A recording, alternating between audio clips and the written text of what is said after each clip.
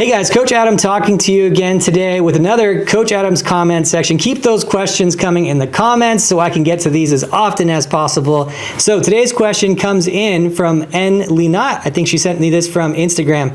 Her question is, I wonder if I'm not feeling hungry, does it help for muscle building if I'm in a higher calorie surplus than a smaller surplus? Currently, I'm in my improvement season. So the question really comes down to how many calories is necessary to maximize muscle growth. That's the real question here.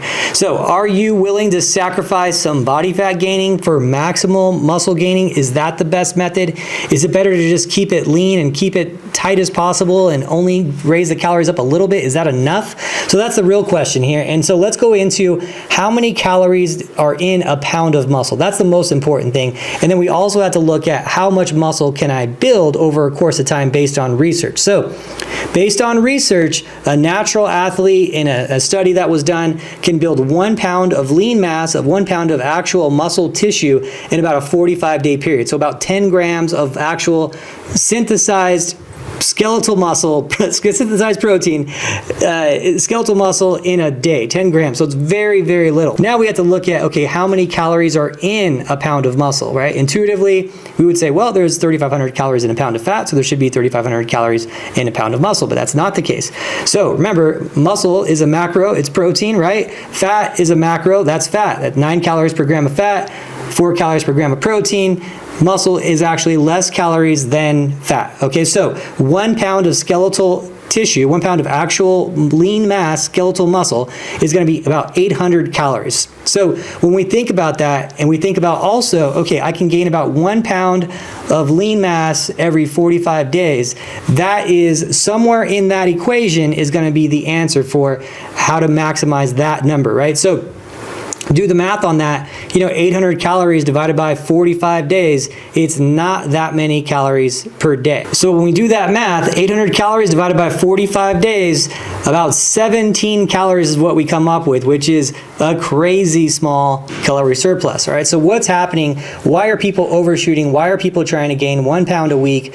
What is the theory behind that? Is it maximizing muscle growth? Okay, so there's a lot of things this is a really in-depth question, and there's a lot of layers to it, but the reality is it all comes down to not what the scale says, but what the net scale says. And that's what's really important. So what the net scale is, let's go ahead and go into that. When you do, let's say you do a contest and you do a show and you're 120 pounds on stage as a bikini competitor, 5'5", and you're as lean as you need to be. You don't need to be any leaner. The judges said, don't get any tighter. You reached your conditioning levels. They're exactly where they need to be.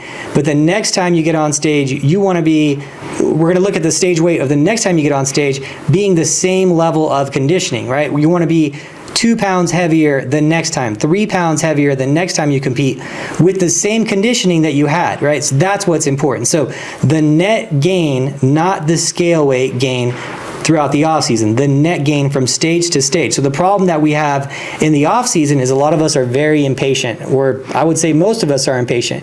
If I said, hey, you're going to gain 10 grams a day, you're going to gain 1 pound every 45 days, it's really hard to stay motivated seeing the scale go up 1 pound or 2 pounds every 90 days, every 3 months. That's not a very motivating thing. People are like, oh man, I want to be gaining faster. My coach doesn't have me on enough calories. I'm not in a big enough surplus. Or maybe they have you in the perfect surplus to gain just lean mass, right? So it's not a thing about gaining and maximizing your bulk to maximize the muscle gaining. Now, will you maximize muscle gaining if you eat a bigger surplus? I think yes. I don't think anyone's going to debate that. You're going to have more energy for workouts. You're going to have absolute enough nutrition to feed the muscle and to recover. You're not going to be in any question if you're in a caloric surplus or deficit that day because you're kind of barely increasing the calories. So there's that option of doing that and gaining some body fat. But here's the problem with that. Let's say you did that for 6 months and you bulked and you maximize it, and I'm not going to argue with you. I do think you will maximize your muscle growth if you bulk and you get in a higher calorie surplus. The problem is now you need to lose that body fat, right? No one wants to talk about that part of it. Okay, if you're losing body fat now, losing more body fat than you need to lose, you're going to then sacrifice some of that lean mass. So again, it comes down to what is the net scale weight from show to show in the same conditioning, not the scale weight say, oh, hey, I bulked and I put on 15 pounds this off season. I see so many girls online saying, oh, I put on 10 pounds of muscle this off season. I'm like, that doesn't look like 10 pounds of muscle. Looks like you put on about 10 pounds of fat and maybe 1 pound of muscle, right? And that's the reality, is a lot of people who are in this advanced stage, you're not going to be gaining that much muscle, right? It takes too long. You can look at some of these top level bodybuilders who go on stage and they're, 250 pounds on stage, shredded, right? They don't need to be any leaner. And the next year, they work their ass off the entire year. They take a bunch of PEDs. They're perfect on nutrition. They bulk. They get back on stage and they're 252 the next year, 251. And you're like, wait a minute, that guy can only gain to 2 pounds of muscle because he's an advanced lifter and did all these things specifically to get bigger and gain lean mass.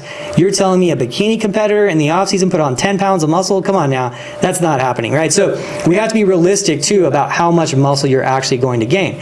When you're early in your career, yeah, you're going to gain a lot more muscle. When you're 5 years deep into your lifting career, it's going to be a little bit of muscle. So what I will say is, in terms of your calorie surplus and where it should be, the more advanced of a lifter you are, the lower the surplus I think should be. Also, one thing that take into account is if you have a lot of body fat, you probably don't need to be in any surplus at all.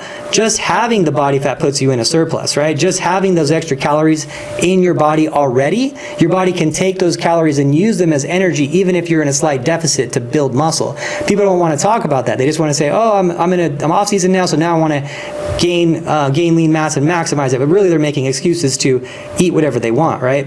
If you have an adequate amount of body fat, you could be in a deficit and still build muscle pretty easily. It's not going to be hard for your body to convert that stored energy. Now, if you're shredded and you just got done with a show, you're probably not going to build that much muscle in a deficit. You don't have that many calories to pull from, so you're going to need maybe a bigger calorie surplus, right? So as you can see, it's very situational on the person.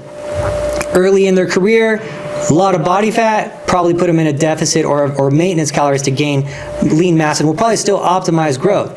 Really shredded, just got done with a show late in their career, probably put them in a very slight surplus just so that they can stay relatively lean in the off season, because they're going to need those extra calories to build that lean mass. They don't have enough stored energy, right? So there's all these different factors that are going to go into this question, but in the grand scheme of things, we got to worry about the net weight from show to show.